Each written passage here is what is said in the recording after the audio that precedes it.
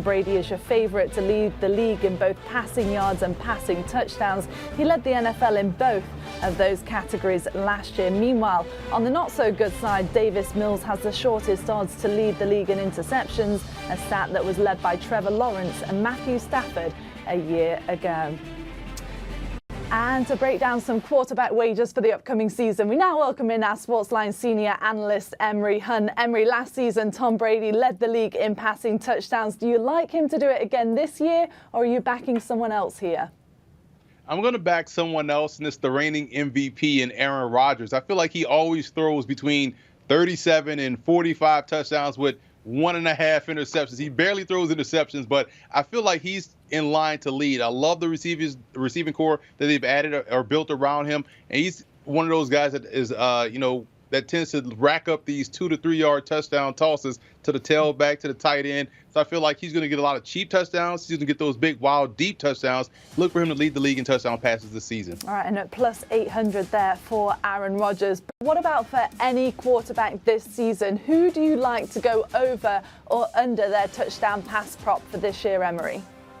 Well, we have our first disrespectful prop of the season right now. Jalen Hurts, 22.5 touchdown passes.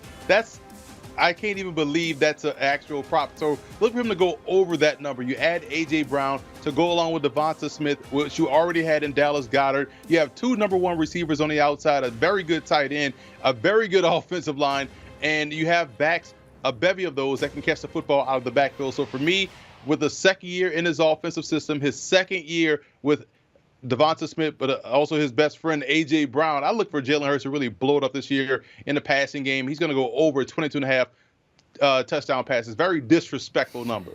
All right, so feeling pretty confident there. Let's talk about passing then. Tom Brady also led the league in passing last year. He's the favourite once again on paper, but give us your pick for this season. You have to go with America's favorite quarterback, Jameis Winston. I think people forget that this dude had 2 years where he's thrown for over 4,000 yards, a third year, but he went over 5,000. So he can really toss the ball around the yard. And you add a Jameis Winston coming off his best season last year with the Saints in terms of his touchdown to interception ratio, coming off his first season with LASIK surgery. We have never seen a fully visual Jameis Winston, seeing everything from all 3 levels. And you look at the Saints receiving core that they've added this year: Chris Olave, Jarvis Landry, a healthy Michael Thomas. This Saints offense will be explosive even without Sean Payton, but he has worked with Pete Carmichael before, so expect a similar offensive attack. I think Jameis Winston is ready to break out. Is my pick for also comeback player of the year, so I think he leads the league in passing yards. All right, well, looking across the board then with the quarterbacks, who stands out to you to go over or under their passing yards this year? You know, I've been at a lot of the Giants practices this training camp, and I'm going to go with Daniel Jones going under 3,650.5 yards. The reason why, I look for more of an efficient offense from the Giants. There's going to be a lot of Saquon Barkley. You're going to see a lot of short, quick passes to Wan'Dale Robinson, to Kadarius Toney. What the Giants have right now is a lot of short and fast. They don't have big and fast, so they can't really stretch the field vertically down the field, but they're going to beat you underneath with their short, quick passing game. I think Daniel Jones' ceiling right now is about 3,500. He's never gotten to that this year or in his career. He hasn't been healthy for a full 17-game season. So I feel like that 36 number is a little bit too high. And also, I expect their run game to be prevalent more so than we've seen it in years past, being more complimentary in the passing game. So I'm going to go under that number for Daniel Jones. Okay, well, last year, Matthew Stafford was tied with Trevor Lawrence for the most interceptions and went on to win the Super Bowl. Who do you see leading the league in interceptions for this upcoming season, Emory? You know what's interesting about this number? People tend to associate it with bad quarterback play, but that's not the case. It's more about volume than anything. So when I say this player, folks will say, oh, you're trying to knock him for throwing a lot of interceptions. Well, no, it's because he's going to throw the football a lot. I believe that's Justin Herbert. He had 15 interceptions last year, 10 his rookie season. I feel like because he's going to throw the football a lot, he takes a lot of high-risk throws, which is a good thing in my opinion.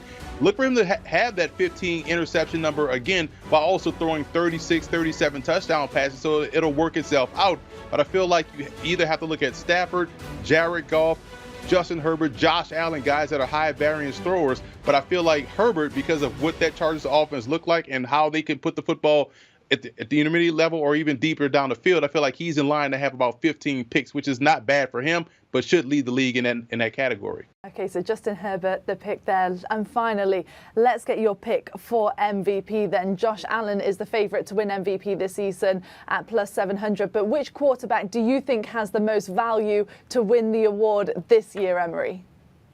Well, you have to look at the key word there, Poppy, is value. And when you look down the list, you see Jalen Hurts. We talked about the weapons that he's added. Let's think about this. This is his first season with the same coordinator since high school. And if you go back and look at the year Joe Burrow won the Heisman Trophy, he had an insane year. But if it wasn't for Joe Burrow, the number 2 guy was Jalen Hurts, who had over 3,000 yards passing, over 35 touchdowns, only 8 interceptions, 1,200 yards rushing, and 20 rushing touchdowns. Now you fast forward to what he did last year, 784 yards rushing, 10 rushing touchdowns, 16-9 touchdown to interception ratio. But I feel like if you add an A.J. Brown, you add your second year in an offense, and you add more weapons around you, that touchdown number should get up to 32. I feel like the interception number will stay the same. So you tell me a guy that has 32 to 35 touchdowns, 10 rushing touchdowns, and a team that's either going to be the 1 or 2 seed in the NFC side of the playoff picture, to me, that screams MVP territory. So there's a lot of value at plus 3,000 for Jalen Hurts. Yeah, not bad value there at all, plus 3,000. Well, just 32 days now to go until it all gets underway. Emory, thanks so much. We appreciate the insight. Let's take another look then at Emory's picks. He's got Aaron Rodgers to lead the NFL in pass touchdowns this season, Jalen Hurts to go over his total of 22.5 touchdown passes, Jameis Winston to lead the league in passing yards, and Daniel Jones to go under his passing yard total. Justin Herbert is his pick to lead the NFL in interceptions, and his quarterback MVP value pick is Jalen Hurts at plus 3,000. Do you want a sports network that delivers everything that matters about the game? The highlights, the picks, the instant analysis, no yelling, no fake debates, no politics. Hit the subscribe button and never miss a moment.